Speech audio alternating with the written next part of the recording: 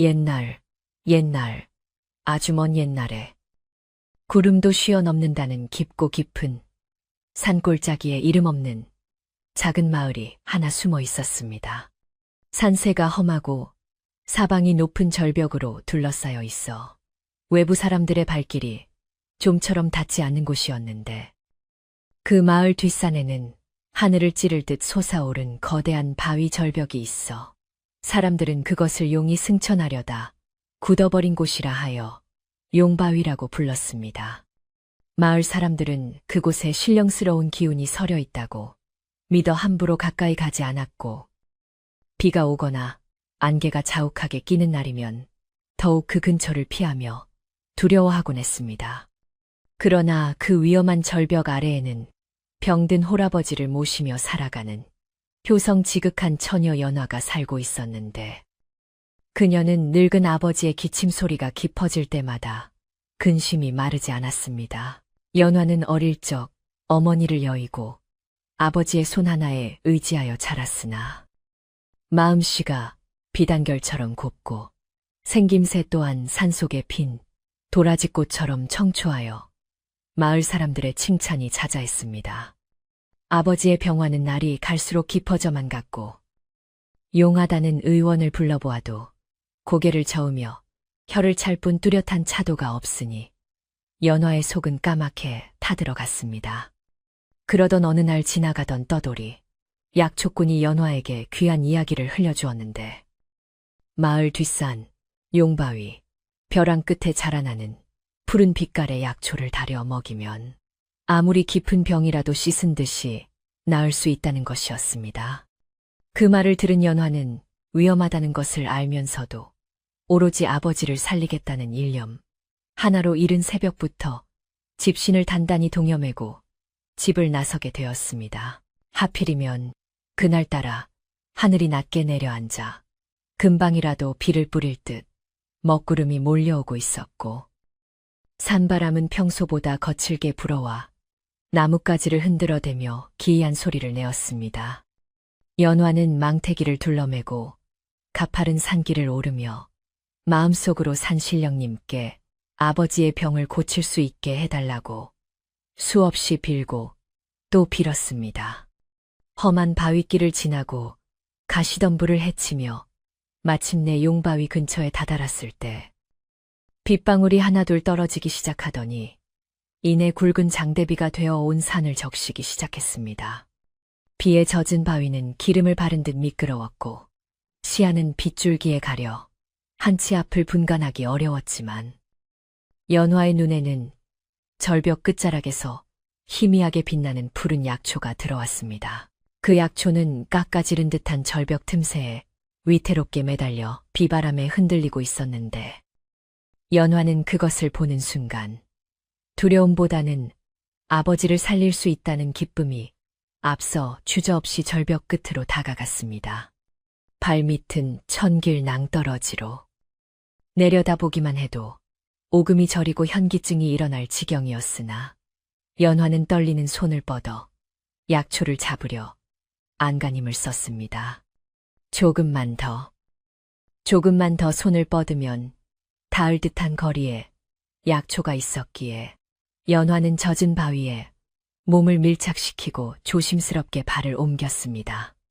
바로 그 순간 딛고 있던 바위가 빗물에 미끄러지면서 연화의 몸이 허공으로 붕 뜨더니 중심을 잃고 낭떠러지 아래로 곤두박질치고 말았습니다. 연화는 외마디 비명을 지르며 눈을 질끈 감았고 귓가에는 윙윙거리는 바람 소리와 빗소리만이 요란하게 울려 퍼지며 이제 죽었구나 하는 생각이 스쳐 지나갔습니다. 떨어지는 그 짧은 순간 홀로 남겨질 아버지의 얼굴이 떠올라 가슴이 미어지는 듯한 통증을 느꼈으나 이미 몸은 허공을 가르고 있었습니다. 그런데 바로 그때 차갑고도 거대한 무언가가 연화의 허리를 휘감아 채는 듯한 느낌이 들더니 떨어지던 속도가 줄어들며 몸이 공중에 붕 떠 있는 듯한 기이한 감각에 사로잡혔습니다. 그것은 사람의 팔이라기에는 지나치게 길고 단단했으며 무엇보다 한여름의 빗줄기보다 훨씬 더 차가운 냉기를 품고 있어 연화의 온몸에 소름이 돋게 만들었습니다. 정신이 아득해지는 공포 속에서도 연화는 자신을 감싸 안은 그 존재의 힘에 이끌려 절벽 아래가 아닌 안전한 바위, 턱 위로 올려지고 있음을 느낄 수 있었습니다. 마치 거친 파도가 배를 밀어 올리듯 부드러우면서도 강력한 힘이 그녀를 죽음의 문턱에서 끌어올렸고, 연화는 털썩 주저앉으며 거칠게 숨을 몰아쉬었습니다. 비는 여전히 억수같이 쏟아지고 있었지만 정신을 차리고 고개를 들어보니 자신의 눈앞에는 푸른색 도포를 입은 낯선 선비가 비를 맞으며 우두커니 서 있었습니다. 그는 우산도 쓰지 않은 채 온몸으로 비를 맞고 있었으나 이상하게도 그의 주변에는 빗물이 튀지 않고 미끄러져 내리는 듯한 신비로운 기운이 감돌고 있었습니다. 그 선비는 유난히 창백한 얼굴에 짙고 검은 눈동자를 가지고 있었는데 그 눈빛이 어찌나 깊고 서늘한지 마주보는 것만으로도 등골이 오싹해질 정도였습니다. 연화는 놀란 가슴을 진정시키며 떨리는 목소리로 자신을 구해준 것이 당신이냐고 물으려 했으나 선비는 아무 말 없이 그저 고요한 눈빛으로 연화를 내려다볼 뿐이었습니다. 그의 옷자락은 빗물에 젖어 짙은 청록색으로 빛나고 있었고 소매 끝자락에서는 물이 뚝뚝 떨어지고 있었지만 그의 표정은 흔들림 없이 차분하기만 했습니다. 선비는 천천히 허리를 굽혀 연화에게 손을 내밀었는데 그 손은 백옥처럼 하얗고 길었으며 마디가 굵어 범상치 않은 힘이 느껴졌습니다. 연화가 조심스럽게 그 손을 잡자 얼음을 만진 듯한 차가운 냉기가 손끝을 타고 전해져와 저도 모르게 움찔하며 손을 뺄 뻔했습니다.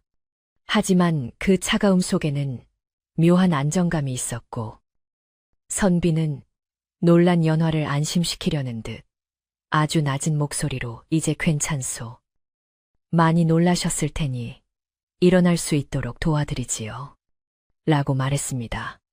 그의 목소리는 동굴 속에서 울리는 메아리처럼 낮고 울림이 있었으며 사람의 목소리라기보다는 바람이 대나무 숲을 스치는 소리처럼 들리기도 했습니다. 연화는 감사하다는 말을 몇 번이고 되뇌며 그의 부축을 받아 자리에서 일어났고 선비는 묵묵히 그녀가 잃어버릴 뻔한 약초 바구니를 집어 건네주었습니다. 두 사람은 비가 내리는 산길을 따라 천천히 내려오기 시작했는데 선비는 험한 산길을 걷는 것이 아니라 마치 구름 위를 걷는 듯 가볍고 소리 없는 발걸음을 옮겼습니다. 연화는 진흙탕에 발이 빠지고 미끄러지며 힘겹게 걷고 있었지만 앞서 걷는 선비의 신발에는 진흙 한 점 묻지 않는 것이 신기하여 자꾸만 그의 뒷모습을 훔쳐보게 되었습니다. 비가 조금 잦아들 무렵 그들은 마을 어귀에 도착했고 연화는 자신의 집이 저기 보이는 초가집이라며 선비에게 잠시 쉬어가 몸이라도 녹이고 가기를 청했습니다. 생명의 은인에게 따뜻한 국밥이라도 대접하고 싶은 마음이 간절했기 때문이었는데 선비는 잠시 망설이는 듯 하더니 이내 고개를 끄덕이며 연화의 뒤를 따랐습니다. 집에 도착하자 아버지는 비를 흠뻑 맞고 돌아온 딸을 보고 놀라 달려 나왔고 뒤따라 들어오는 낯선 사내를 보고는 의아한 표정을 지었습니다. 연화는 자초지종을 설명하며 이분이 아니었으면 자신은 벼랑 아래로 떨어져 목숨을 잃었을 것이라며 눈물 섞인 목소리로 이야기했습니다. 아버지는 그 말을 듣고는 버선발로 마당으로 내려와 선비의 손을 잡고 연신 고개를 숙이며 감사를 표했습니다. 선비는 겸손하게 고개를 숙이며 자신은 그저 지나가던 길손일 뿐이라며 이름은 김씨라고만 짧게 소개했습니다. 아버지는 김선비의 젖은 옷을 보고는 당장 방으로 들어와 아랫목에 몸을 녹이라 권했고 연화는 서둘러 부엌으로 들어가 불을 지피고 저녁상을 준비하기 시작했습니다. 방 안에 들어온 김선비는 아랫목이 뜨거울 법도 한데 전혀 기색을 보이지 않고 꼿꼿한 자세로 앉아 있었으며 방 안의 공기가 그의 차가운 기운 때문에 오히려 서늘하게 식어가는 듯 했습니다. 연화가 정성스럽게 차려온 밥상을 받았으나 김선비는 숟가락을 드는 둥 마는 둥 하며 물만 벌컥벌컥 마셨고 음식에는 거의 손을 대지 않았습니다. 연화는 혹시 음식이 입에 맞지 않는가 하여 걱정스러운 눈빛으로 바라보았지만 김선비는 빙그레 미소 지으며 속이 좋지 않아 그렇다며 정중하게 사양했습니다. 밤이 깊어지자 빗줄기는 다시 굵어졌고 갈 곳이 없다는 김선비의 사정을 들은 아버지는 사랑방을 내어주며 며칠이고 묵어가도 좋다고 허락했습니다. 그날 밤 연화는 쉬이 잠을 이룰 수 없어 뒤척였는데 빗소리 사이로 사랑방 쪽에서 들려오는 기척에 귀를 기울였습니다. 보통 사람이라면 잠을 자며 숨소리라도 들릴 법한데 사랑방은 쥐 죽은 듯 고요하여 마치 아무도 없는 빈방처럼 느껴졌습니다. 다음 날 아침 비가 그치고 맑게 갠 하늘 아래 연화가 마당에 나가보니 김선비는 이미 일어나 마당에 잡초를 뽑고 무너진 담벼락을 고치고 있었습니다. 그가 들어올리는 돌덩이들은 장정 서너시 달라붙어도 들기 힘든 크기였으나 김선비는 마치 소미불을 다루듯 가볍게 들어올려 담을 쌓고 있었으니 연화는 그 광경을 보고 입을 다물지 못했습니다. 김선비는 연화의 시선을 느끼고는 하던 일을 멈추고 쑥스러운 듯 고개를 돌렸는데 햇살 아래 드러난 그의 목덜미, 피부가 유난히 희고 반짝거려 마치 진주 가루를 뿌려놓은 듯 했습니다. 며칠이 지나도 김선비는 떠날 채비를 하지 않고 연화의 집안일을 도맡아 해주었는데 장작을 패는 솜씨나 지붕을 잇는 솜씨가 예사롭지 않아 마을 사람들의 입방아에 오르내리기 시작했습니다. 마을 안악들은 우물가에 모여 연화의 집에 웬 훤칠한 선비가 들어와 산다며 혹시 연화와 정분이라도 난 것이 아니냐며 수군거렸습니다. 그러나 김선비는 마을 사람들과 좀처럼 말을 섞지 않았고 낮에는 주로 집 뒤편 그늘진 곳에서 일을 하거나 산을 바라보며 사색에 잠기곤 했습니다.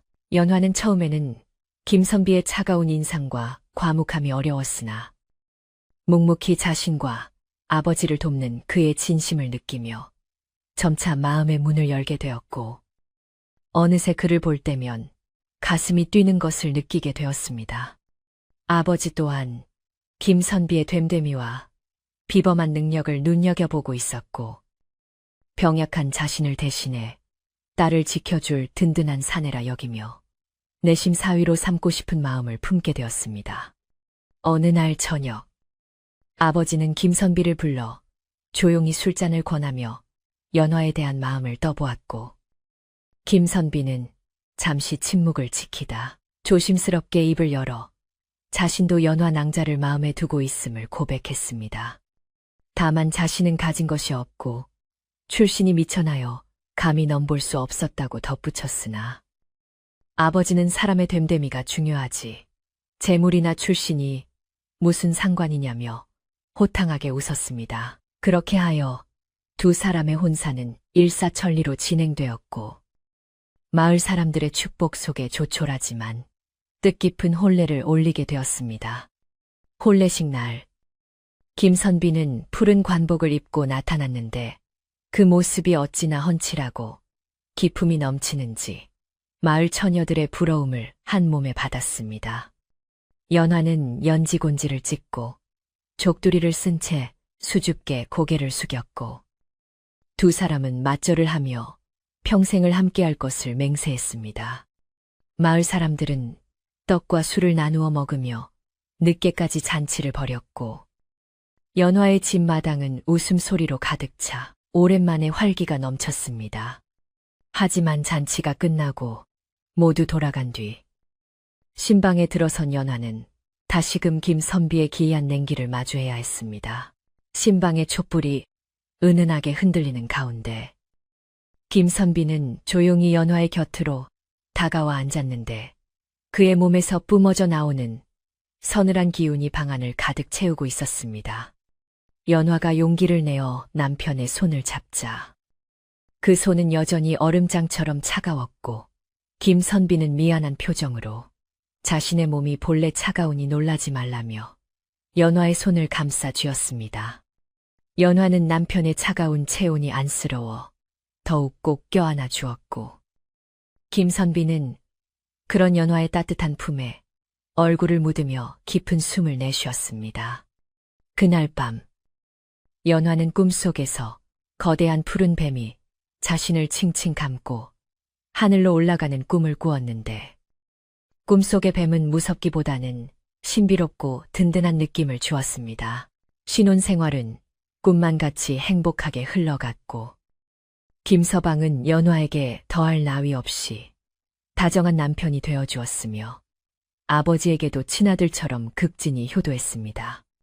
그는 매일 산에 올라 귀한 약초를 캐오거나 산짐승을 잡아와 아버지의 몸보신을 시켜드렸는데 덕분에 아버지의 병세도 눈에 띄게 좋아져 지팡이를 짚고 마당을 거닐 수 있을 정도가 되었습니다.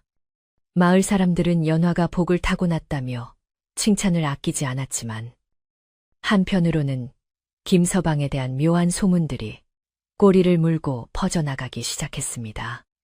김서방이 한겨울에도 얇은 깨못 하나만 입고도 추위를 타지 않는다거나 뱀이 나오는 계절이 되면 유독 뱀들이 연화네 집 근처를 피해간다는 이야기들이었습니다. 가장 이상한 것은 김서방의 식성이었는데 그는 여전히 밥상 앞에서 깨작거리며 채소 몇 점만을 집어먹을 뿐 고기나 따뜻한 국물은 입에 대지도 않았습니다. 대신 그가 밤마다 몰래 우물가에 가서 물을 몇 동이씩 마신다는 목격담이 들려오기도 했으나 연화는 남편의 특이한 체질일 뿐이라며 대수롭지 않게 넘겼습니다. 그러던 중 연화에게 태기가 찾아왔고 집안에는 경사스러운 소식이 전해지며 웃음꽃이 피어났습니다. 입덧이 심해 음식을 제대로 먹지 못하는 연화를 위해 김서방은 한겨울임에도 산딸기를 구해오는 기적 같은 능력을 보여주기도 했습니다. 그러나 연화는 임신을 한 후부터 남편의 곁에 있을 때마다 알 수 없는 불안감을 느끼기 시작했는데 그것은 뱃속의 아이가 남편의 목소리를 들을 때마다 격렬하게 반응하며 요동치기 때문이었습니다. 아이의 태동은 마치 물고기가 물속에서 튀어오르는 듯 힘찼고 때로는 뱃속에서 서늘한 기운이 맴돌아 연화는 배를 감싸 쥐고 식은땀을 흘리기도 했습니다.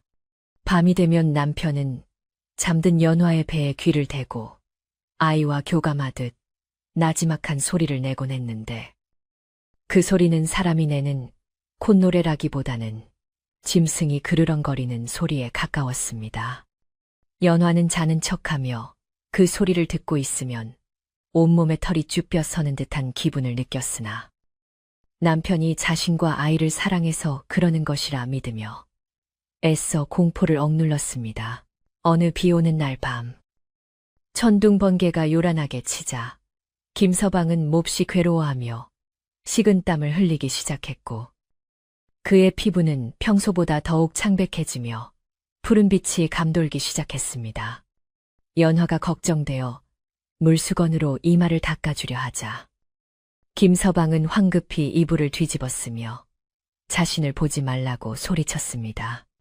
그의 목소리는 평소의 다정한 음성이 아닌 쇠소리가 섞인 날카로운 비명처럼 들려 연화는 깜짝 놀라 뒤로 물러났습니다.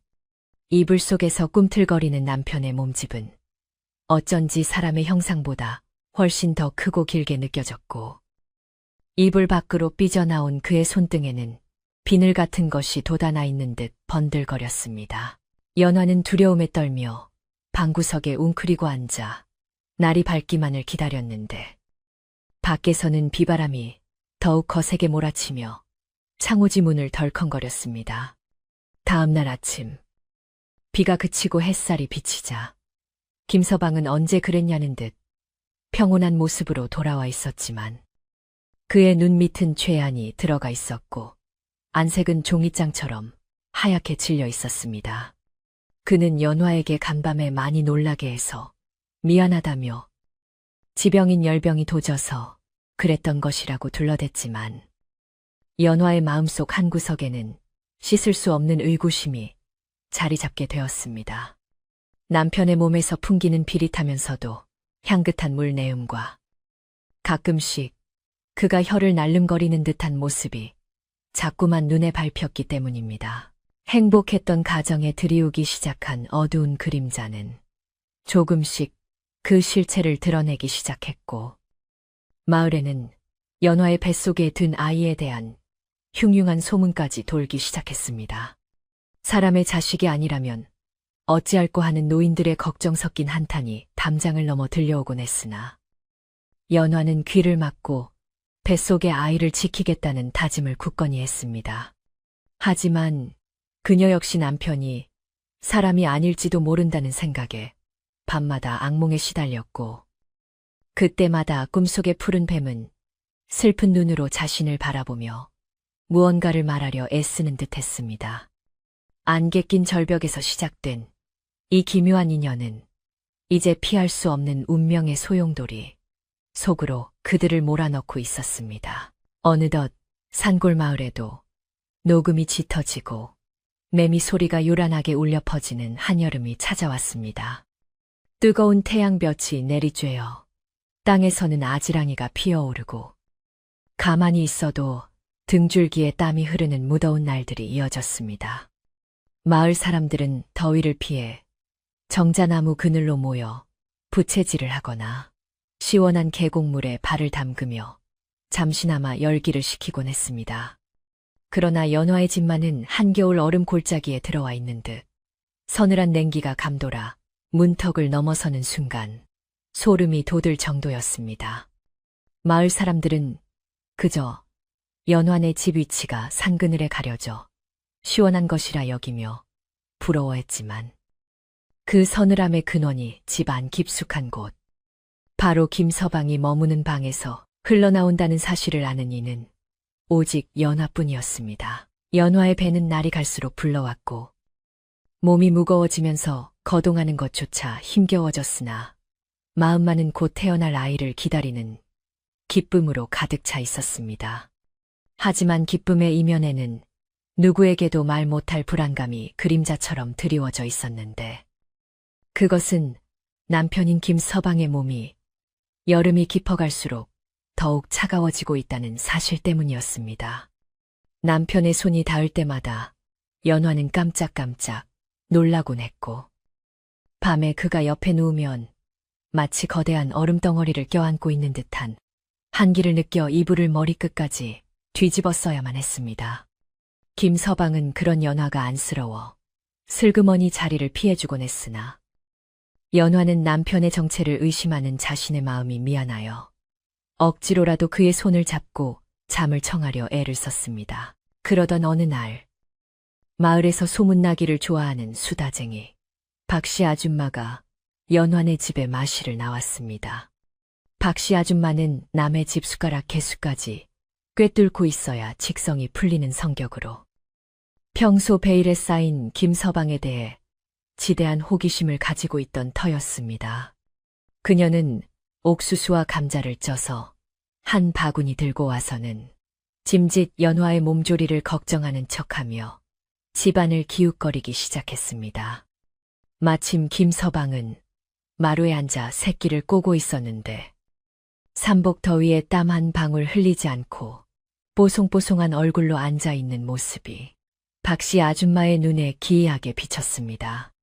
다른 장정들은 윗옷을 벗어 던지고도 더워 헉헉거릴 날씨임에도 김서방은 깃이 높은 도포를 단정하게 차려입고 흐트러짐 없는 자세를 유지하고 있었기 때문입니다. 박씨 아줌마는 김서방에게 다가가 넉살 좋게 말을 걸며 그의 반응을 살폈습니다. 아이고, 김서방은 어찌 이리 더위를 안 타나. 내 남편은 더워서 밤새 헥헥거리는데. 김서방은 땀구멍이 막히기라도 한계야 하며 농을 던졌습니다. 김서방은 그저 옅은 미소를 지으며 제가 본래 몸이 좀 찹니다 하고 짧게 대답할 뿐.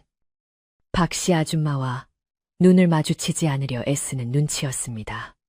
박씨 아줌마는 찐 감자를 김서방에게 권하며 억지로 손에 쥐어주었는데 순간 스친 김서방의 손이 시체처럼 차갑다는 것을 느끼고는 기겁하여 하마터면 감자를 떨어뜨릴 뻔했습니다. 그녀는 속으로 사람의 살결이 어찌 이리 찰 수가 있나 하고 생각하며 등골이 오싹해짐을 느꼈지만 내색하지 않고 호호 웃으며 자리를 넘겼습니다. 해가 뉘엿뉘엿 넘어가고 저녁때가 되자 연화는 박씨 아줌마에게 저녁이라도 들고 가라며 붙잡았고 호기심 많은 아줌마는 못 이기는 척 눌러 앉았습니다. 저녁상에는 연화가 정성껏 끓인 된장찌개와 나물 반찬이 올라왔는데 김서방은 여느 때와 다름없이 밥에는 거의 손을 대지 않고 물그릇만 연신 비워댔습니다. 박씨 아줌마는 숟가락을 빨며 그 광경을 유심히 지켜보았는데 김서방이 물을 마시는 모습이 예사롭지 않았습니다.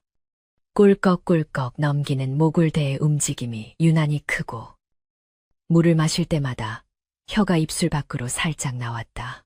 들어가는 모습이 마치 뱀이 물을 먹는 모습을 연상케 했던 것입니다. 아줌마는 입맛이 뚝 떨어지는 것을 느끼며 밥그릇을 내려놓았고 서둘러 핑계를 대고 연환의 집을 빠져나왔습니다. 집으로 돌아가는 길에 박씨 아줌마는 동네 우물가에 들러 아낙네들에게 자신이 보고 느낀 것을 침을 튀겨가며 떠벌리기 시작했습니다. 예, 들아. 내 말 좀 들어봐라. 연환의 서방 말이다. 그게 사람이 아닌 것 같아. 한여름에 손이 얼음장 같고 밥은 안 먹고 물만 고래처럼 마셔대더라니까. 눈매는 또 어떻고 뱀눈깔처럼 가로로 찢어진 게 영락없이 요물이야. 요물 아낙네들은 처음에는 말도 안 되는 소리라며 손사래를 쳤지만 평소 김서방의 기이한 행동들을 떠올리며 하나둘씩 박씨 아줌마의 말에 동조하기 시작했습니다.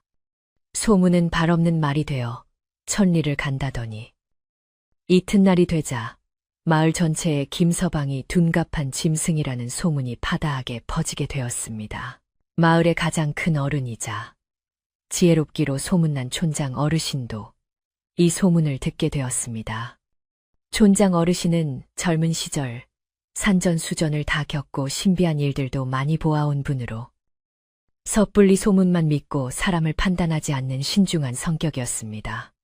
그는 직접 눈으로 확인해 봐야겠다 생각하고 연화 아버지의 안부를 묻는다는 핑계로 지팡이를 짚고 연화네 집을 찾았습니다. 촌장 어르신이 살인문을 들어서자마자 느낀 것은 한여름의 열기를 무색게 하는 서늘하고 습한 기운이었습니다. 마당의 풀들은 유난히 짙푸르고 무성하게 자라 있었고 집 주변에는 파리나 모기 같은 날벌레가 한 마리도 보이지 않아 기이한 적막감이 감돌고 있었습니다. 김서방은 마루에 나와 촌장 어르신을 맞이했는데 그는 어르신을 보자마자 본능적으로 경계하는 듯 몸을 움츠리며 고개를 깊이 숙였습니다. 촌장 어르신은 김서방의 눈을 뚫어지게 바라보았는데 그 깊고 검은 눈동자 속에서 인간의 것이라고는 믿기 힘든 서늘하고 원초적인 기운을 읽어내었습니다. 어르신은 김서방에게 덕담을 건네면서도 그의 손을 잡지 않고 거리를 두었으며 집안 구석구석을 살피며 무언가를 찾는 듯한 눈치였습니다. 잠시 후 촌장 어르신은 연화를 조용히 불러내어 마당 한 구석으로 데리고 갔습니다.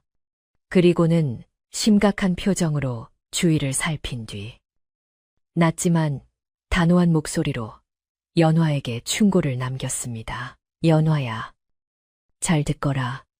지금 내 집안에 흐르는 기운이 심상치가 않다. 이 기운은 사람을 해칠 수도 있고 살릴 수도 있는 양날의 검과 같은 것이다. 특히 뱃속의 아이를 위해서라도 네가 정신을 바짝 차려야 한다. 연화는 갑작스러운 어르신의 말씀에 놀라 토끼 눈을 뜨고 무슨 뜻인지 물으려 했으나 촌장 어르신은 손을 들어 말을 막았습니다. 이유는 묻지 말고 내 말을 따르거라. 아무리 덥더라도 방군불을 떼서 방바닥을 따뜻하게 유지해야 한다. 내 서방이 싫어하더라도 아이를 지키고 싶다면 반드시 인간의 온기를 집안에 채워야 하느니라. 어르신은 그 말만을 남기고 뒤도 돌아보지 않은 채 집을 나섰습니다. 연화는 촌장, 어르신의 알 수 없는 경고에 가슴이 철렁 내려앉았습니다. 한여름에 군불을 떼라니. 상식적으로 이해할 수 없는 말이었지만 평소 존경하던 어르신의 말씀이라 무시할 수도 없었습니다. 무엇보다 아이를 지키고 싶다면 이라는 말이 연화의 모성애를 강하게 자극했습니다. 그날 저녁, 연화는 남편의 눈치를 살피며 아궁이에 불을 지피기 시작했습니다. 김서방은 부엌에서 피어오르는 연기를 보고 깜짝 놀라 달려와 부인. 이 더운 날에 어찌하여 불을 떼는 것이오 하며 황급히 불을 끄려 했습니다.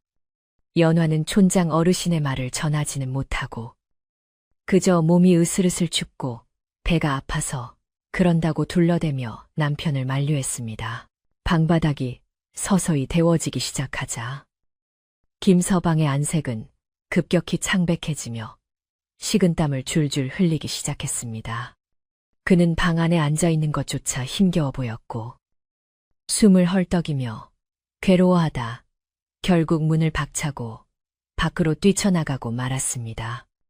연화는 남편의 그런 모습을 보며 가슴이 찢어지는 듯 아팠지만 뱃속에서 아이가 요동치는 것을 느끼며 이를 악물고 아궁이에 불을 꺼뜨리지 않았습니다.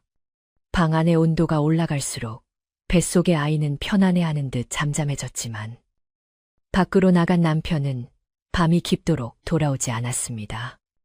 연화는 방문을 열어두고 하염없이 남편을 기다리며 자신이 과연 옳은 일을 하고 있는 것인지 끊임없이 되물었습니다. 자정이 넘어서야 김서방은 비틀거리는 걸음으로 돌아왔는데 그의 옷은 계곡물에 흠뻑 젖어 있었고 온몸에서는 물비린내가 진동했습니다. 그는 방에 들어오지 못하고 마루 끝에 쭈그리고 앉아 거친 숨을 몰아쉬었는데 달빛에 비친 그의 눈동자가 순간적으로 세로로 찢어지며 노랗게 빛나는 것을 연화는 보고야 말았습니다. 연화는 비명을 지를 뻔한 입을 틀어막고 방 안쪽으로 물러났고 김서방은 그런 연화의 공포를 느꼈는지 슬픈 표정으로 고개를 떨구었습니다. 부인, 나를 너무 미워하지 마시오. 나는 그저 당신과 아이 곁에 있고 싶을 뿐이요. 그의 목소리는 물기 어린 쉰소리처럼 들렸고 그 처연함의 연화의 두려움은 잠시 연민으로 바뀌었습니다. 다음 날부터 마을의 분위기는 더욱 흉흉해졌습니다. 박씨 아줌마가 퍼뜨린 소문은 살을 보태어 김서방이 밤마다 산짐승을 잡아 산채로 뜯어먹는다는 끔찍한 이야기로 번져 있었습니다. 마을 청년들은 몽둥이를 들고 다니며 연화네 집 주변을 서성거리기 시작했고 아이들은 연화가 지나가면 뱀색시 지나간다 하며 놀리고 도망치곤 했습니다. 연화는 사람들의 시선이 두려워 바깥 출입을 삼갔고 아버지 또한 마을 사람들의 따가운 눈총에 시달리며 병세가 다시 악화되는 듯 했습니다. 김서방은 이 모든 것이 자신의 탓이라 여기며 괴로워했고 낮에는 헛간구석진 곳에 숨어 지내며 밤에만 조용히 활동하는 생활을 이어갔습니다. 그러던 중 결정적인 사건이 터지고 말았습니다. 호기심을 참지 못한 박씨 아줌마가 기어이 밤중에 연화네 집 담장을 넘어 몰래 안을 훔쳐보기로 작정한 것입니다. 달빛도 없는 그친 밤 아줌마는 숨을 죽이고 살금살금 기어가 사랑방 문구멍을 통해 안을 들여다보았습니다.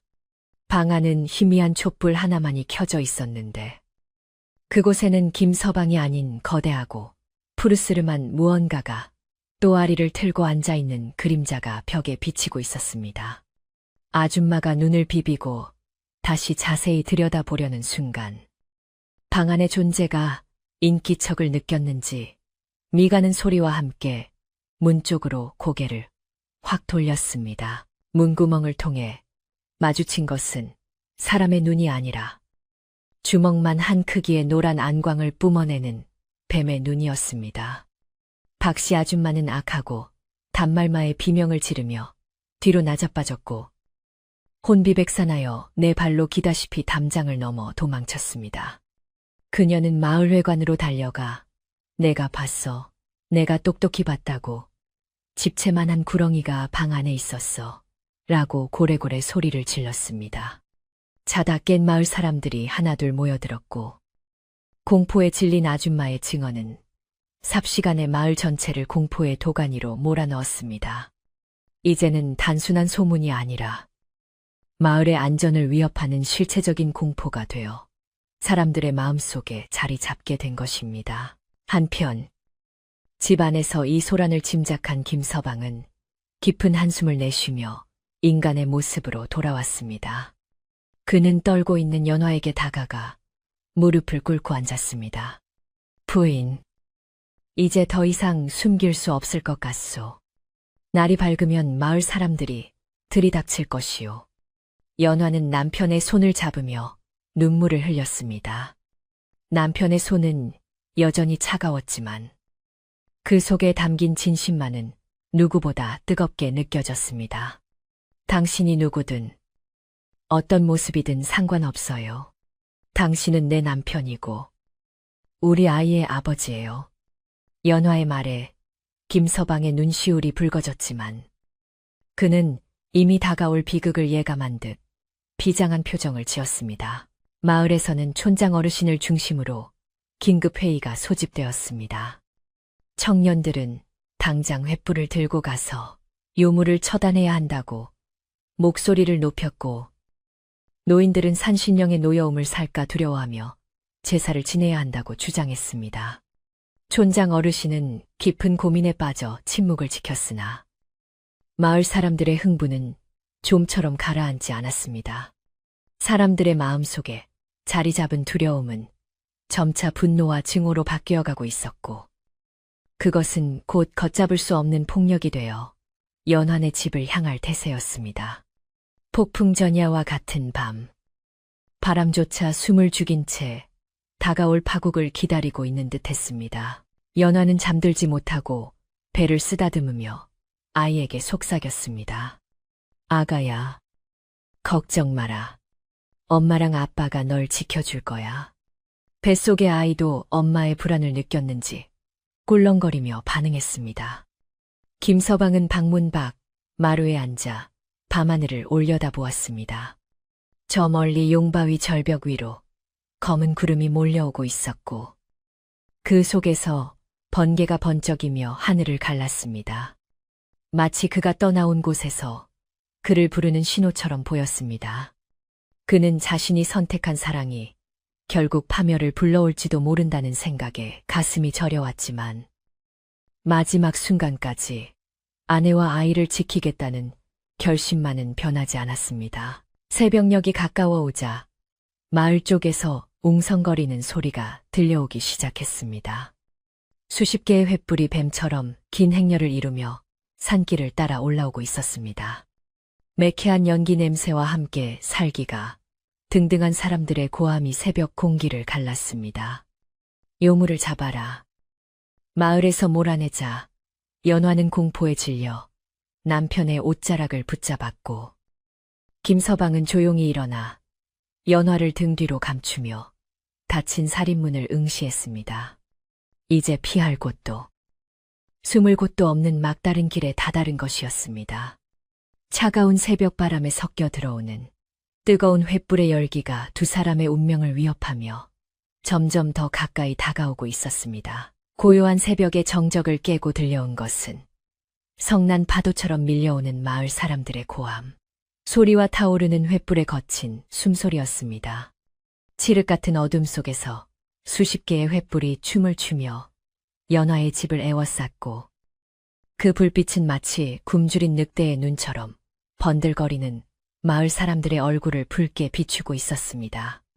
잠결에 놀라 깬 연화의 아버지는 무슨 난리가 났나 싶어 허둥지둥 방문을 열고 나갔다가 집 앞을 가득 메운 사람들의 살기등등한 모습에 그만 다리에 힘이 풀려 마루에 주저앉고 말았습니다.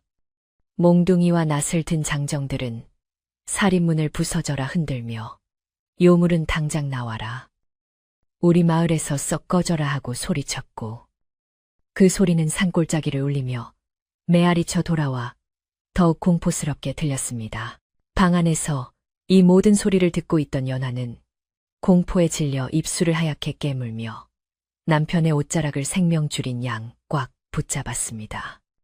그런데 맞잡은 남편의 손이 평소보다 훨씬 더 차갑고 딱딱하게 굳어 있었으며 미세하게 떨리고 있다는 사실을 깨닫고는 소스라치게 놀라 남편의 얼굴을 올려다 보았습니다.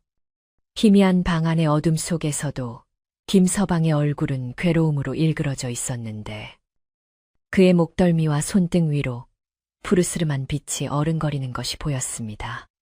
연화가 떨리는 손으로 촛불을 가까이 대보니 남편의 희고 고운 피부 위에 물고기의 비늘 같은 푸른 조각들이 돋아나고 있는 것이 아니겠습니까? 그것은 헛것이 아니었고 박씨 아줌마가 말했던 뱀의 비늘이 분명했습니다. 연화는 비명을 지르고 싶은 충동을 억누르며 두 손으로 입을 틀어막았고 눈에서는 하염없는 눈물이 볼을 타고 흘러내렸습니다. 김서방은 자신의 정체가 드러난 것을 알고는 참담한 표정으로 고개를 돌려 연화의 시선을 피하려 했지만 이미 그의 몸은 인간의 형상을 유지하기 힘들 정도로 변해가고 있었습니다. 부인, 놀라게 해서 미안하오. 내 본래 모습이 흉측하여 차마 보여줄 수 없었소. 그의 목소리는 쇳소리가 섞인 쉰 소리로 변해 있었고 말할 때마다 입안에서 갈라진 혀가 뱀처럼 날름거리는 것이 보였습니다. 연화는 눈앞의 현실이 믿기지 않아 뒷걸음질 쳤지만 뱃속의 아이가 아빠의 목소리에 반응하듯 힘차게 발길질을 하는 것을 느끼고는 다시 멈춰 섰습니다. 당신이 정말 사람이 아니란 말입니까? 그런 마을 사람들 말이 모두 사실이었나요? 연화가 울먹이며 묻자 김서방은 고통스러운 듯 가슴을 움켜쥐며 힘겹게 입을 열었습니다. 그는 자신이 본래 이 산을 지키는 이묵이었으나 인간이 되고 싶어 100년 동안 공덕을 쌓고 있었다고 고백했습니다. 우연히 절벽에서 연화를 구하게 되면서 사랑을 느끼게 되었고 그 사랑의 힘으로 완전한 인간이 되기를 꿈꾸었으나 결국 하늘이 허락하지 않은 것 같다며 깊은 한숨을 내쉬었습니다. 그의 고백을 듣는 연화의 가슴은 배신감보다는 안타까움과 슬픔으로 미어지는 듯했고 사람이든 짐승이든 자신을 아껴주었던 지난날의 따뜻한 기억들이 주마등처럼 스쳐 지나갔습니다. 밖에서는 촌장 어르신이 사람들을 진정시키려 애쓰는 소리가 들려왔지만 이미 흥분한 군중의 귀에는 아무 말도 들리지 않는 듯했습니다. 촌장님, 비키시오. 저건 사람이 아니라 뱀 귀신입니다. 저걸 살려두면 우리 마을 전체가 화를 입을 겁니다. 선동에 앞장선 청년 하나가 횃불을 휘두르며 소리치자 사람들은 올소 불을 질러 죽여야 해 하며 동조했습니다.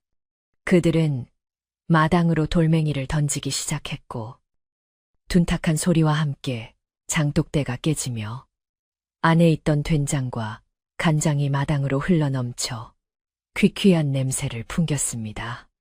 아버지는 마당으로 기어나가 이보게들 이러지 마시오. 내 사위는 나를 살린 은인이야 하며 읍소했지만 사람들은 아버지가 요물에게 홀린 것이라며 혀를 찼습니다. 김서방은 밖에서 들려오는 장인어른의 애절한 울부짖음에 주먹을 불끈 쥐며 몸을 부들부들 떨었습니다. 그의 분노와 슬픔이 극에 달하자 방 안의 공기가 급격히 차가워지며 서리가 내릴 듯한 냉기가 감돌았고 그 냉기는 얇은 문풍지를 뚫고 밖으로 새어 나갔습니다. 마당에 있던 사람들은 갑자기 밀려오는 한기에 몸을 움츠리며 이것 봐라 한여름에 서리가 내린다. 요술을 부리는 게 확실해하며 더욱 광분했습니다. 그들은 두려움을 잊기 위해 더욱 큰 소리로 고함을 지르며 횃불을 살인문 너머로 집어 던지기 시작했고 바짝 마른 지푸라기 더미에 불이 옮겨 붙으며 매캐한 연기가 피어오르기 시작했습니다. 불길은 순식간에 담장을 타고 올라와 초가지붕 끝자락을 위협했고 타닥거리는 소리와 함께 검은 연기가 마당을 뒤덮었습니다. 뱀은 본래 불과 열기를 가장 싫어하는 법이라. 김서방은 타오르는 불길의 열기에 극심한 고통을 느끼며 비명을 질렀습니다. 으아악 인간의 비명이라기엔 너무나 날카롭고 기이한 그 소리는 담장을 넘어 마을 사람들의 귓고막을 때렸고 그 소리에 놀란 사람들은 잠시 주춤했으나 이내 요물이 괴로워한다. 더 불을 질러라 하며 공격을 멈추지 않았습니다. 연화는 고통스러워하는 남편을 끌어안고 여보, 정신 차려요.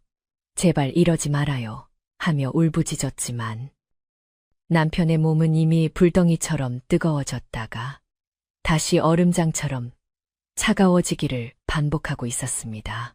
연화는 부엌으로 달려가 물바가지를 들고 나와 불을 꺼보려 했지만 이미 거세진 불길을 잡기에는 역부족이었습니다. 연기와 열기 때문에 눈을 뜰 수조차 없었고 숨을 쉴 때마다 뜨거운 공기가 폐부 깊숙이 들어와 기침이 터져 나왔습니다. 마당에 주저앉아 있던 아버지는 연기에 질식하여 정신을 잃고 쓰러졌고 연화는 아버지를 부둥켜 안고 사람들에게 제발 멈춰달라고 소리쳤지만 그녀의 목소리는 사람들의 함성에 묻혀 허공으로 흩어졌습니다.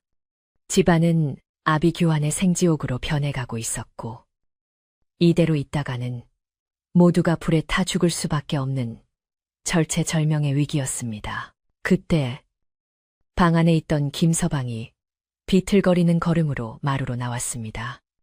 그의 옷은 이미 갈기갈기 찢어져 있었고 드러난 피부는 온통 푸른 비늘로 뒤덮여 달빛과 불빛을 받아 기괴하게 번들거렸습니다.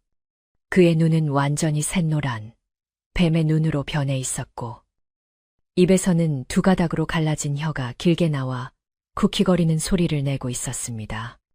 그 모습을 본 마을 사람들은 저것 봐라, 진짜 뱀이다 하며 기겁을 하고 뒤로 물러섰지만 도망치기보다는 몽둥이를 더욱 꽉 쥐며 공격 태세를 갖추었습니다.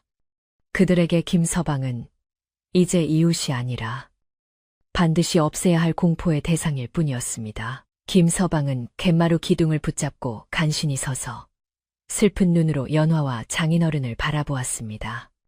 그의 눈빛에는 말로 다 할 수 없는 사랑과 미안함, 그리고 결연한 의지가 담겨 있었습니다.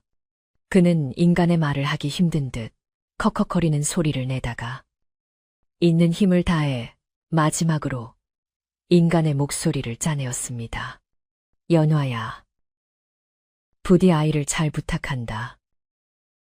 내 비록 인간은 못 되었으나 마음만은 그대와 함께였음을 잊지 말아다오. 그 말은 마치 유언처럼 들렸고 연화는 고개를 세차게 저으며 안 돼요. 가지 마요. 우리랑 같이 살아요. 하며 그에게 달려가려 했습니다. 하지만 김서방은 손을 들어 연화가 다가오지 못하게 막았습니다. 그의 손끝에서 뿜어져 나온 서늘한 바람이 연화를 부드럽게 밀어내어 안전한 곳으로 물러나게 했습니다. 그리고 그는 하늘을 향해 고개를 쳐들고 포효하듯 거대한 울음소리를 내질렀는데 그 소리는 산천초목을 뒤흔들고 땅을 울리게 할 만큼 웅장하고도 처절했습니다. 그 순간 그의 몸이 부풀어 오르기 시작하더니 푸른 빛이 폭발하듯 터져나와 주위를 환하게 밝혔습니다. 사람들은 눈이 부셔 팔로 얼굴을 가렸고 그 강렬한 빛 속에서 김서방의 모습은 점점 사라지고 거대한 그림자가 그 자리를 대신하기 시작했습니다. 빛이 사그라들자 드러난 것은 더 이상 인간 김서방의 모습이 아니었습니다.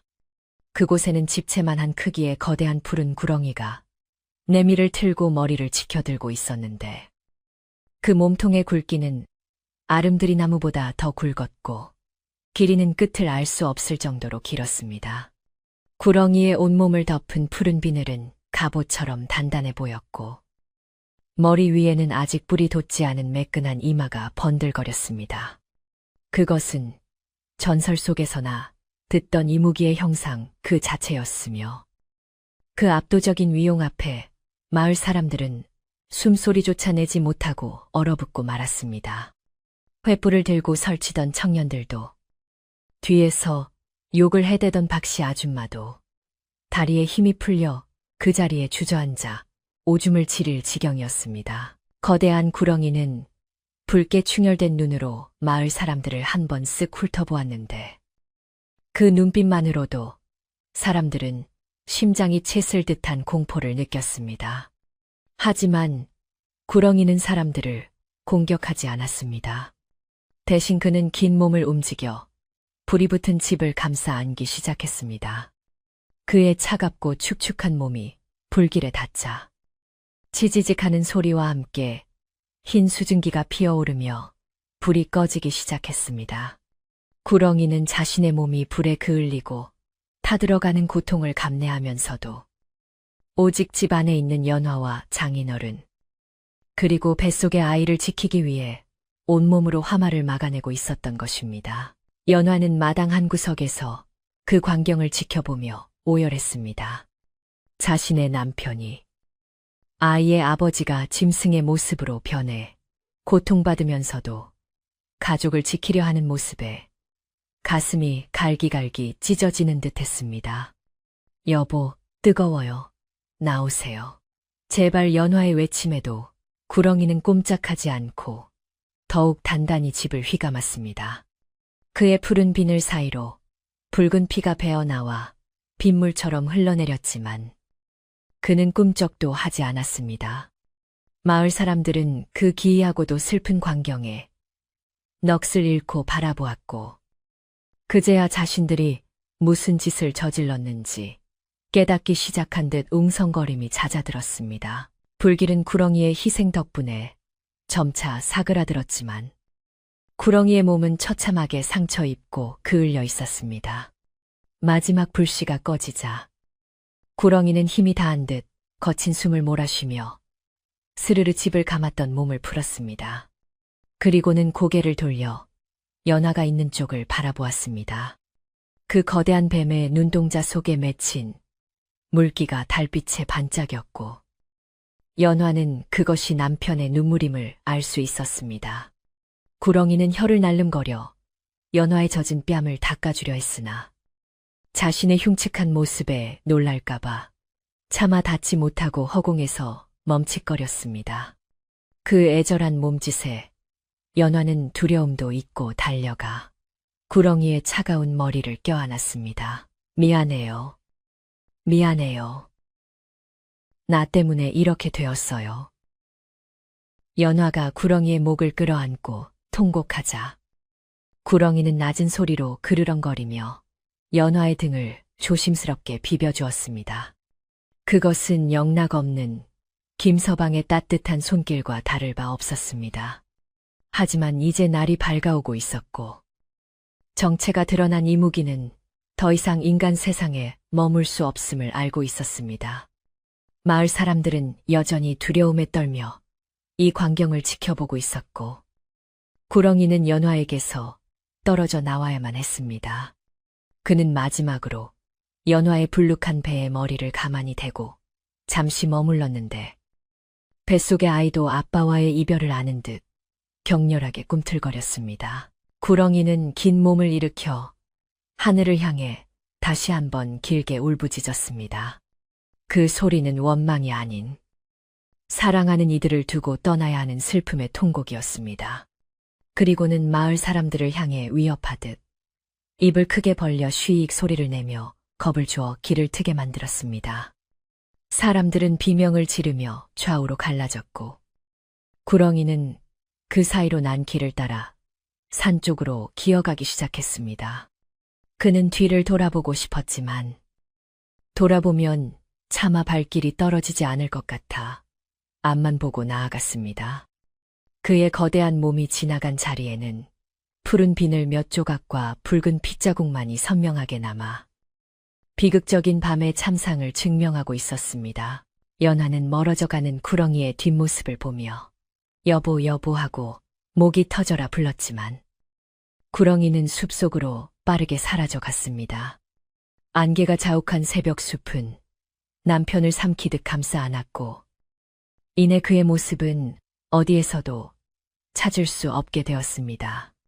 연화는 흙바닥에 주저앉아 땅을 치며 울었고 정신을 차린 아버지도 사위가 사라진 숲을 향해 하염없이 눈물을 흘렸습니다.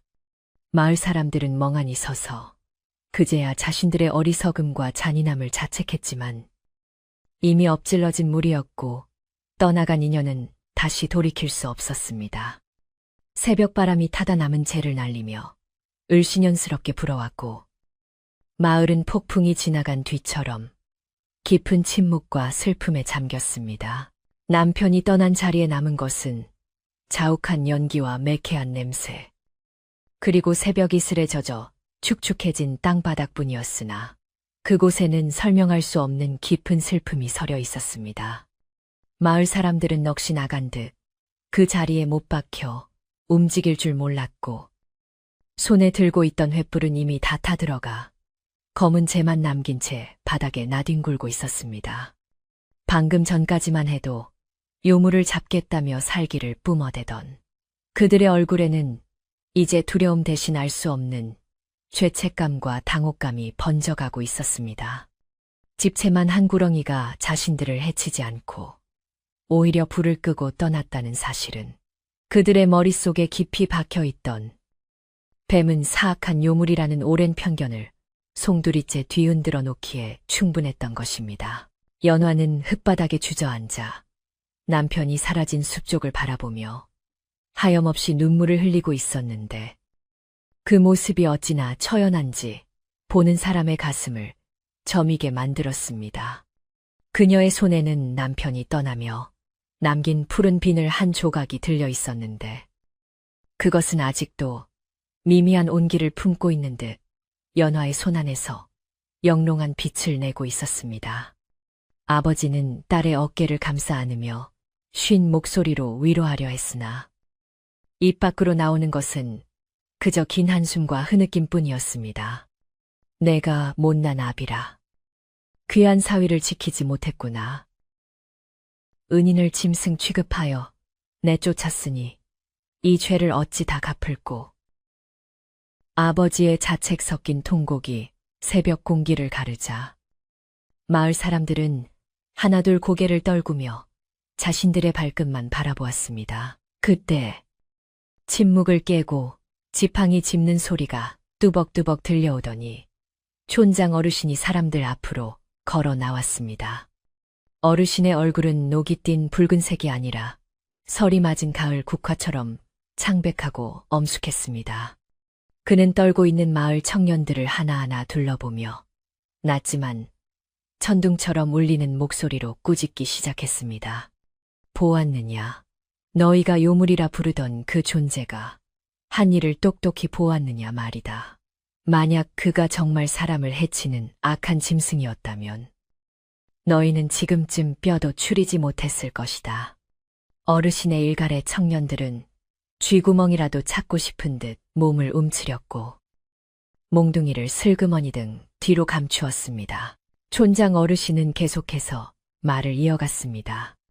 그는 자신의 몸이 불에 타들어가는 고통을 겪으면서도 이 집과 가족을 지켰고 심지어 너희를 공격하지 않고 스스로 물러갔다. 인간의 탈을 쓰고 짐승보다 못한 짓을 저지른 것은 바로 우리들이 아니더냐.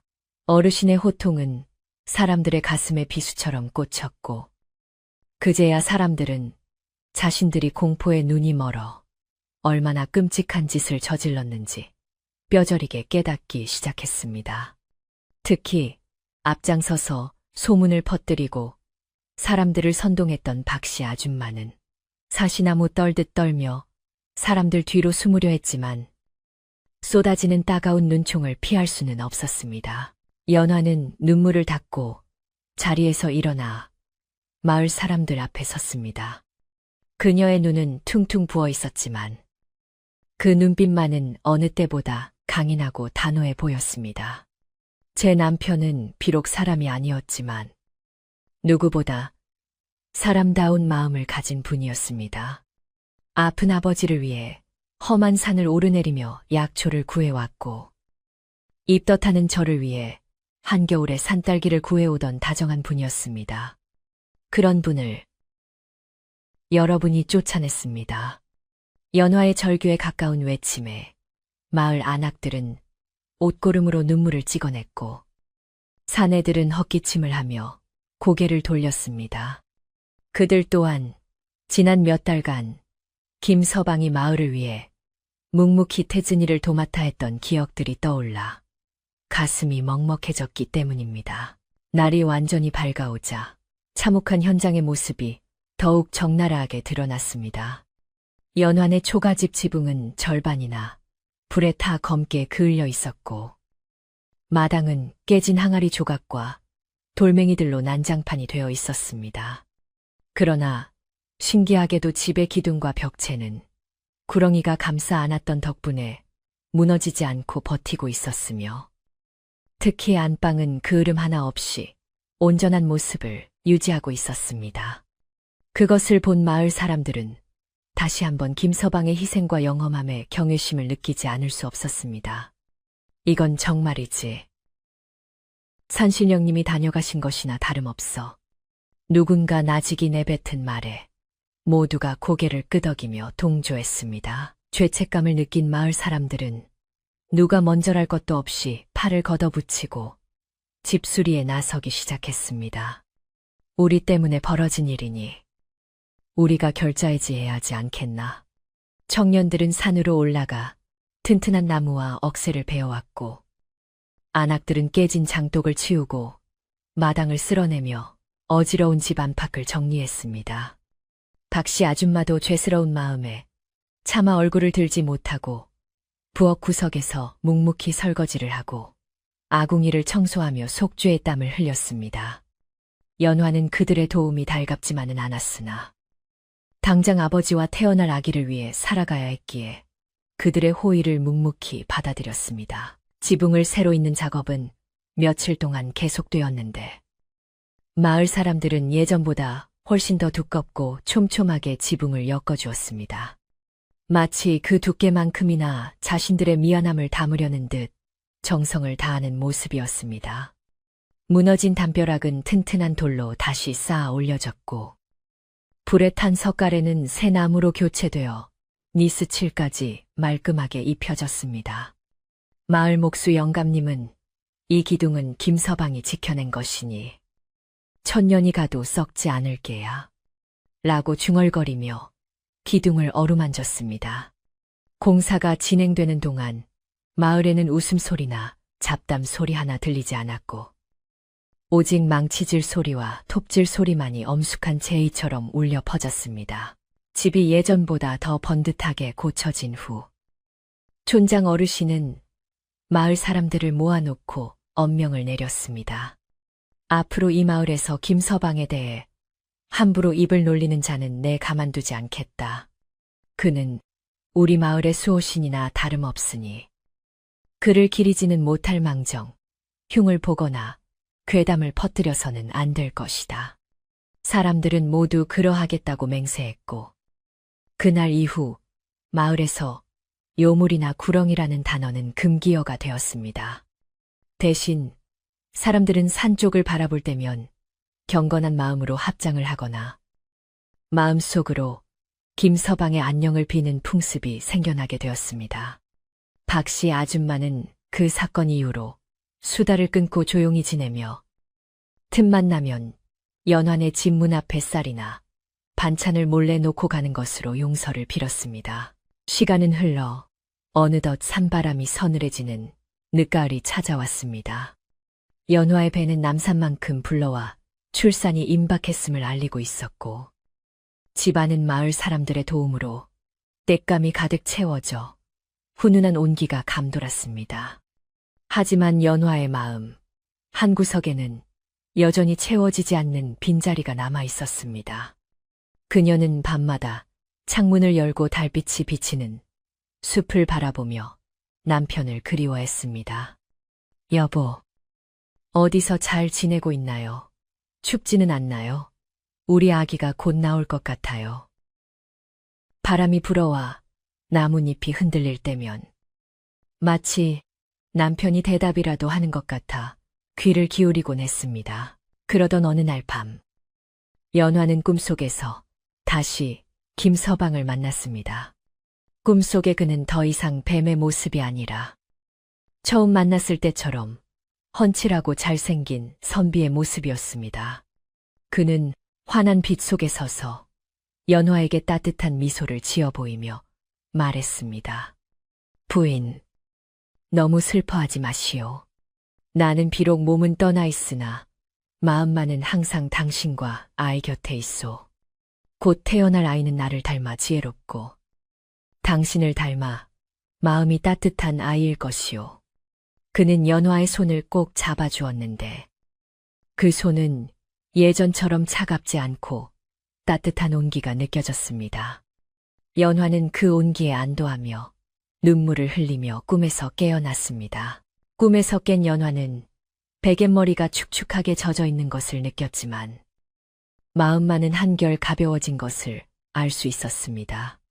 남편이 자신을 버리고 떠난 것이 아니라 보이지 않는 곳에서 여전히 자신들을 지키고 있다는 믿음이 생겼기 때문입니다. 그녀는 장롱 깊숙한 곳에 보관해 두었던 푸른 비늘을 꺼내어 햇빛에 비추어 보았습니다. 비늘은 여전히 영롱한 푸른빛을 띠고 있었는데 신기하게도 그것을 보고 있으면 마음이 차분해지고 용기가 솟아나는 듯했습니다. 연화는 그 비늘을 비단 주머니에 넣어 잘 꿰매어 태어날 아이의 베네쩌고리 속에 부적처럼 넣어주기로 마음먹었습니다. 아버지의 건강도 하루가 다르게 좋아졌습니다. 비록 사위는 잃었지만 사위가 남기고 간 사랑과 희생의 의미를 되새기며 삶의 의지를 다졌기 때문입니다. 아버지는 틈날 때마다 마루에 앉아 집신을 삼거나 소쿠리를 짜며 태어날 외손주를 기다렸습니다. 우리 사위가 있었으면 참 좋았을 텐데. 그래도 네가 씩씩하게 잘 견뎌주니 고맙구나.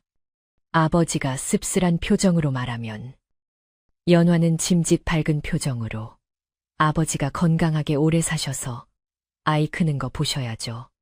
그게 그이도 바라는 일일 거예요. 하며 아버지의 손을 잡아주었습니다. 두 사람은 서로의 아픔을 보듬으며 남편이자 사위였던 그 존재를 가슴속에 묻고 살아가는 법을 배우고 있었습니다.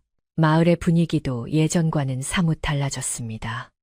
흉흉했던 소문과 갈등이 사라지고 그 자리에 서로를 위하고 배려하는 따뜻한 정이 싹트기 시작했습니다.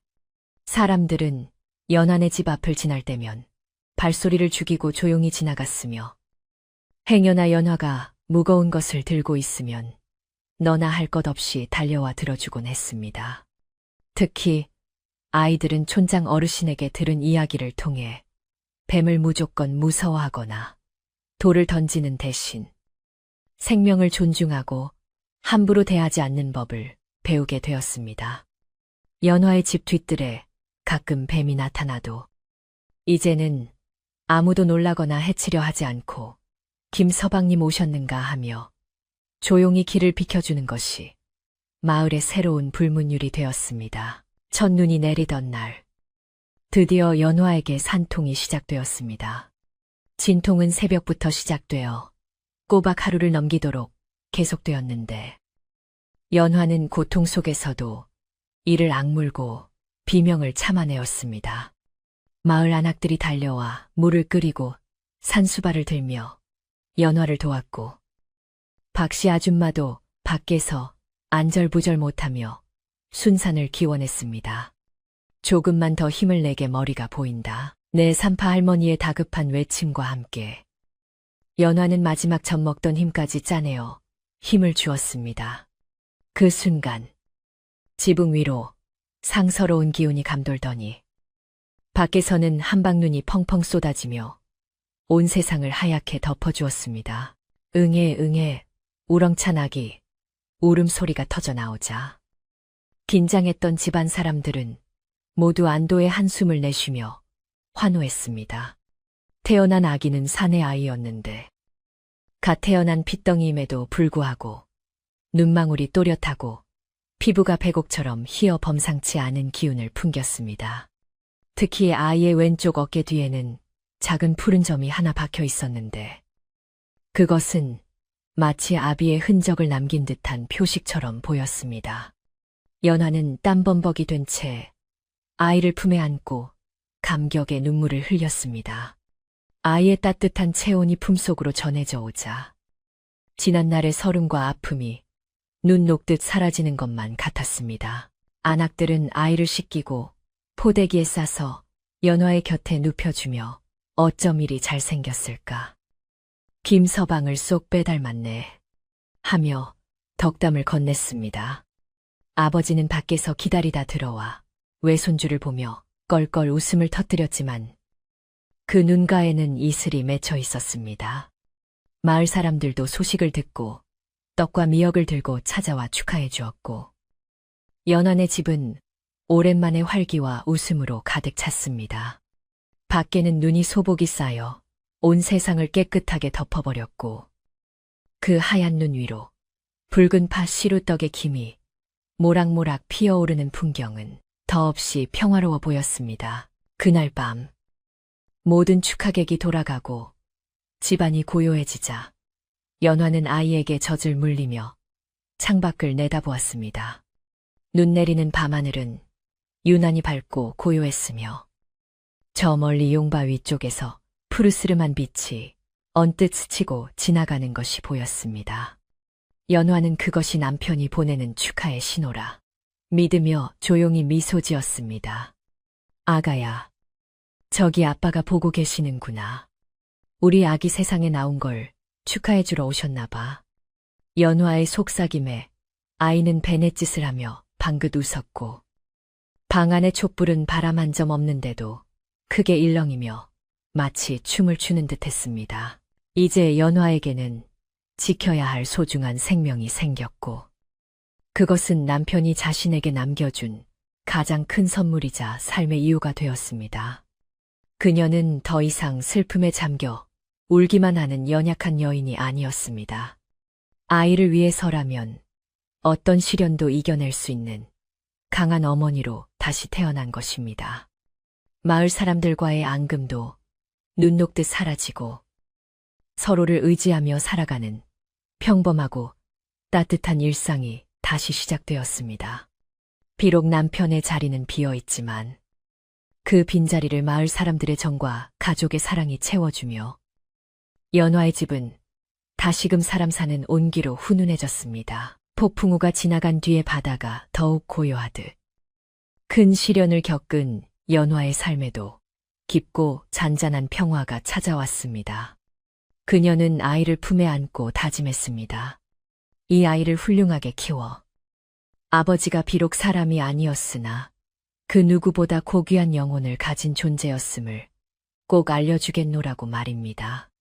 방구석의 화로에서는 장작이 타닥타닥 타오르며 따뜻한 열기를 뿜어내고 있었고 그 소리는 마치 옛날 이야기를 들려주는 할머니의 목소리처럼 정겹게 들려왔습니다. 밤은 깊어갔지만 연화의 집 창호지 문에는 밤새도록 은은한 불빛이 꺼지지 않고 따뜻하게 빛나고 있었습니다. 세월은 유수와 같아 어느덧 연화가 아이를 낳은 지도 10여 년이라는 시간이 훌쩍 흘러갔습니다. 그동안 산골 마을에는 많은 변화가 있었는데 해마다 흉년 없이 풍년이 들어 곳곳에 곡식이 넘쳐났고 마을 사람들 모두가 배불리 먹고 근심 없이 지낼 수 있게 되었습니다. 사람들은 이 모든 평화와 풍요가 그때 떠나간 김서방, 아니 용바위의 주인이 베풀어준 은덕이라 믿어 의심치 않았습니다. 계절이 바뀔 때마다 마을 사람들은 용바위 아래 작은 제단을 차려놓고 감사의 제사를 올렸는데 그때마다 산에서는 부드러운 바람이 불어와 제사상의 촛불을 어루만지듯 흔들고 지나가곤 했습니다. 연화의 집은 이제 마을에서 가장 귀하게 대접받는 집이 되었고 마을 사람들은 콩 한 쪽이라도 생기면 연화네 집부터 챙기는 것을 당연한 도리로 여기게 되었습니다. 연화의 아들은 푸른 아이라는 뜻의 청아라는 아명으로 불리며 무럭무럭 자라났는데 그 생김새가 어릴 적 보았던 김서방을 쏙 빼닮아 마을 사람들의 탄성을 자아냈습니다. 아이는 유난히 피부가 희고 눈동자가 깊었으며 또래 아이들보다 머리 하나는 더 클 정도로 키가 크고 뼈대가 굵었습니다. 무엇보다 신기한 것은 아이의 성품이었는데 10살 남짓한 나이에도 불구하고 사리 분별이 명확하고 지혜로워 어른들도 혀를 내두를 정도였습니다. 서당 훈장님은 청아를 가르치며 이 아이는 하나를 가르치면 열을 아니 필시 하늘이 낸 영재가 분명하다며 칭찬을 아끼지 않았습니다. 청아는 글공부뿐만 아니라 활쏘기나 나무 타기 등 몸을 쓰는 일에도 능했는데 산을 오를 때면 마치 날개 달린 짐승처럼 가볍게 바위를 타고 넘나들어 보는 이들을 놀라게 했습니다.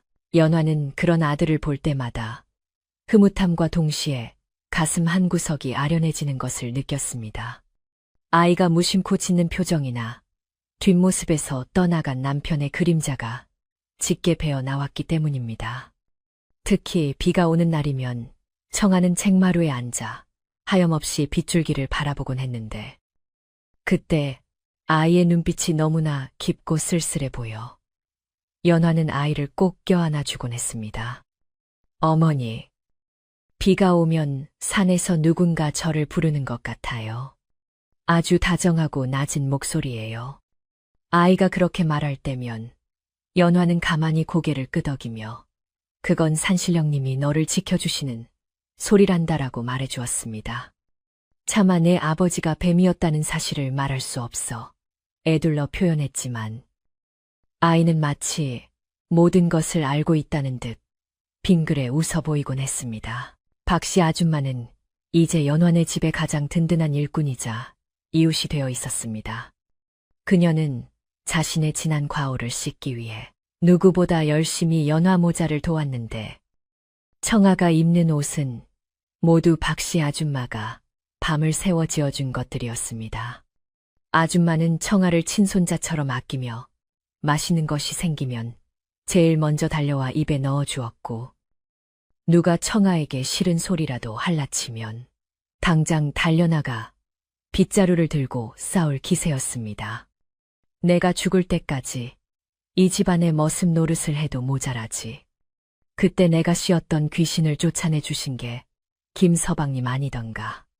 아줌마는 입버릇처럼 그렇게 말하며 연환의 장독대를 반질반질하게 닦아놓곤 했습니다.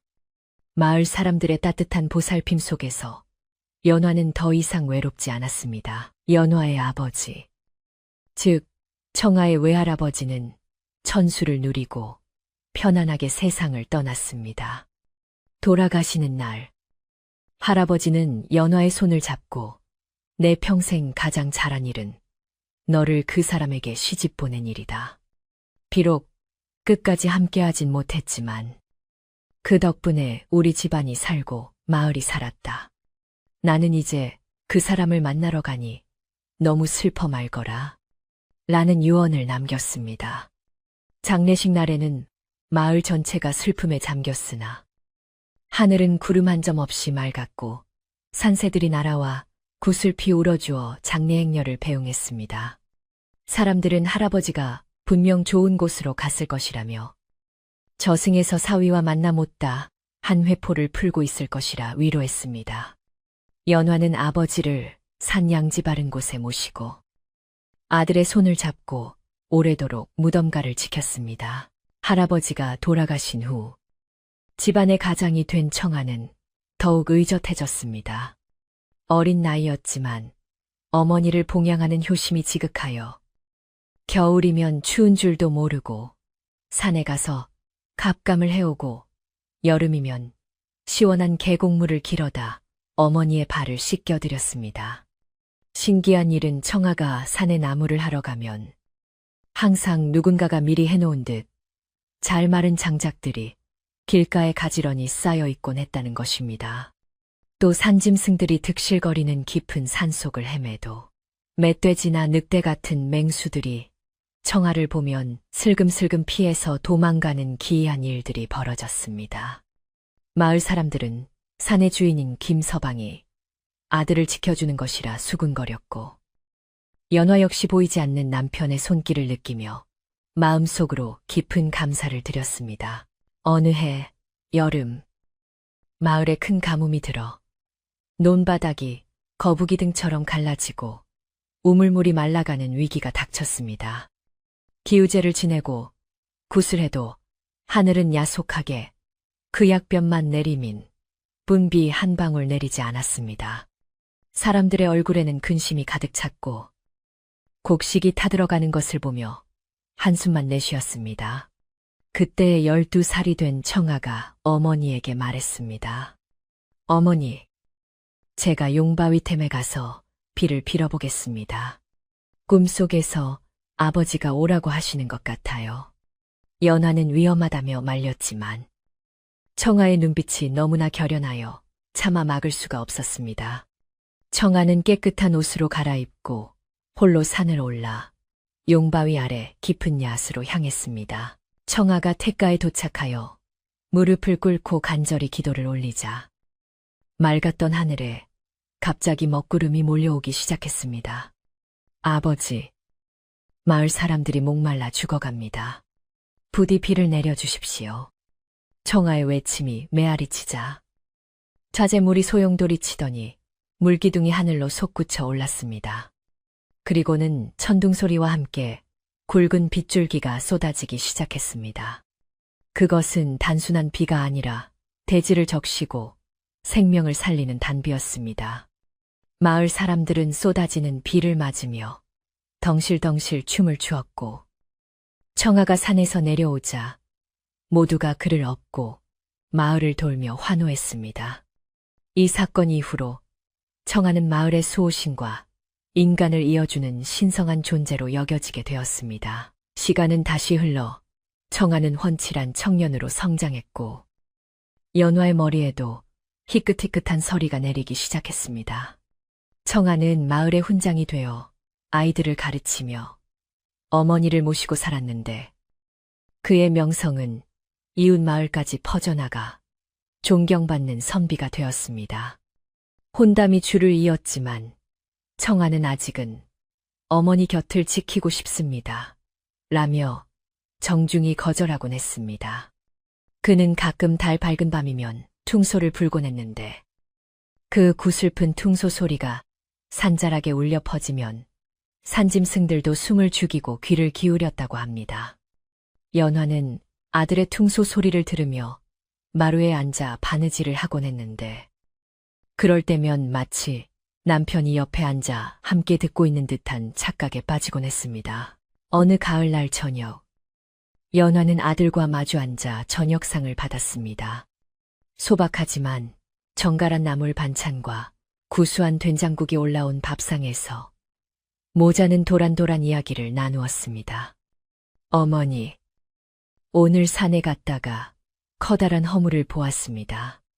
아주 오래된 것 같았는데 만져보니 따뜻하더군요. 청아의 말에 연화의 숟가락질이 잠시 멈칫했습니다. 그래. 산신령님이 옷을 갈아입으셨나 보구나. 연화가 담담하게 대답하자 청아는 미소를 지으며 고개를 끄덕였습니다. 예. 아마도 우리를 보러 오셨다가 낡은 옷을 벗어두고 가신 모양입니다. 제가 잘 묻어드리고 왔습니다. 두 사람은 더 이상 말하지 않아도 서로의 마음을 알 수 있었고 그 침묵 속에는 깊은 그리움과 사랑이 흘렀습니다. 밤이 깊어지자 마을의 불빛들이 하나둘 꺼지고 사위가 고요해졌습니다. 연화는 잠자리에 들기 위해 이부자리를 펴고 창문을 활짝 열었습니다. 휘영청 밝은 보름달이 중천에 떠서 온 세상을 대낮처럼 환하게 비추고 있었습니다. 달빛을 받은 마당의 감나무 그림자가 창호지 문에 은은하게 어리고 풀벌레 소리가 자장가처럼 들려오는 평화로운 밤이었습니다. 연화는 문득 옛날 남편이 자신을 위해 지붕을 고치고 담을 쌓아주던 그 시절이 떠올랐습니다. 비록 몸은 뱀이었으나 그 마음만은 누구보다 따뜻했던 사람. 그와의 짧지만 강렬했던 추억이 있기에 긴 세월을 버틸 수 있었습니다. 연화는 자릿길을 머리맡에 두고 자리에 누웠습니다. 늙고 지친 몸이었지만 마음만은 솜털처럼 가볍고 편안했습니다.